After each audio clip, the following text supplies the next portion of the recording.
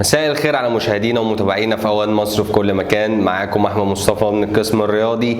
يعني كده الوضع بيزداد سخونه في نادي الزمالك، يعني وقفات احتجاجيه واعتراض كبير جدا على تعيين الدكتور البناني مدير تنفيذي للنادي.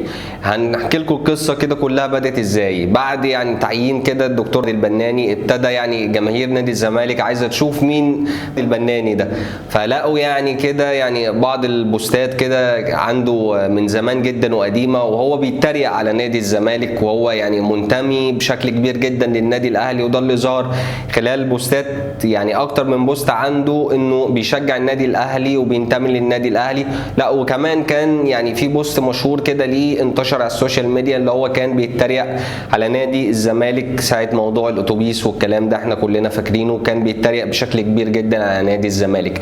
من هنا ابتدت اعتراضات كبيره جدا، بدات في الاول على السوشيال ميديا، يعني جماهير الزمالك كده دشنت هاشتاج على تويتر انها رافضه، يعني رفض تام ان البناني يخش النادي او يمسك اي منصب داخل نادي الزمالك.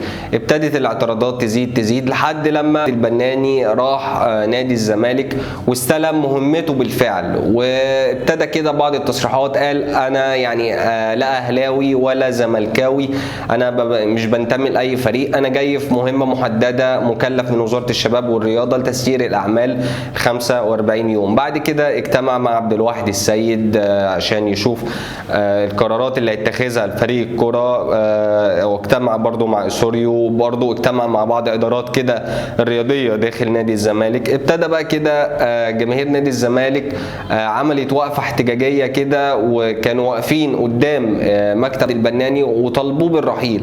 يعني كده بعض الهتافات اللي اتقالت له انت اهلاوي، ايه اللي جايبك هنا، اطلع بره نادينا، الزمالك ده ملكنا، يعني بعض الهتافات القويه جدا ضد البناني امام مكتبه. وكان في كده اقتحام من بعض الجماهير كده داخل مكتب البناني قبل ما يحصل اي اشتباكات، فكانت يعني مناوشات كبيره جدا بين اعضاء نادي الزمالك والبناني. البناني بقى خرج كده يعني امس يعني بتصريحات قويه جدا عشان يهدي الراي العام الزملكاوي او يهدي جماهير الزمالك. قال ان كان في يعني فلوس كده على الزمالك لمصلحه الضرائب تخطط المليار. قال ان هو يعني تفاوض معاهم المبلغ هيبقى 400 مليون فقط. فاحنا جماهير الزمالك ما صدقتش الكلام ده، فالنهارده يعني مصلحه الضرائب او حد مسؤول في الضرائب قال الكلام ده ما حصلش خالص ولم يحدث، والبناني لم يتواصل معانا باي شكل. يعني كده تصريحات البناني اللي قالها امبارح دي مش عارفين صحتها، بعد ما مصلحه الضرائب يعني كذبت الاقاويل اللي هو قالها امبارح. هنقول برضو النهارده يعني كده كمان ساعات قليله جدا اعضاء نادي الزمالك نظموا او بينظموا وقفه احتجاجيه دعوا ليها منذ اكثر من يوم الحقيقه.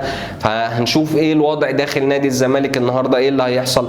هيكون في وقفه احتجاجيه زي امبارح، وامبارح دي ما كانش مترتب لها، ده الاعضاء كده لموا بعضهم وراحوا قدام مكتب البناني عشان يطالبوه انه يمشي او يقدم استقالته ويخرج بره النادي لانه بينتمي للنادي الاهلي. فالنهارده بقى يعني اعضاء النادي دعوا لتنظيم كده احتجاجيه، وقفه احتجاجيه الساعه 7. فهنشوف ايه اللي ممكن يحصل. هل نادي الزمالك هيستدعى يعني رجال الامن او رجال الشرطه عشان يحموا البناني ويحموا يعني بعض ادارات نادي الزمالك، مش عايزين يحصل اي مشادات او اي يعني حاجات تحصل كده او تؤدي الى اشتباكات، فعايزين الامور تسير بطبيعتها. فنشوف البناني ممكن يقدم استقالته، الوزير ممكن يعني يلبي طلبات بقى جماهير نادي الزمالك واعضاء نادي الزمالك انه يشيل البناني خالص ويجيب حد كده زي ما نقول ابن من ابناء نادي الزمالك هو اللي يمسك ال 45 يوم دول.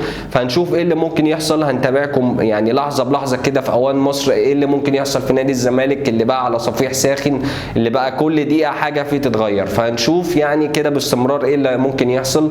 كان معاكم احمد مصطفى، شكرا لمتابعتكم.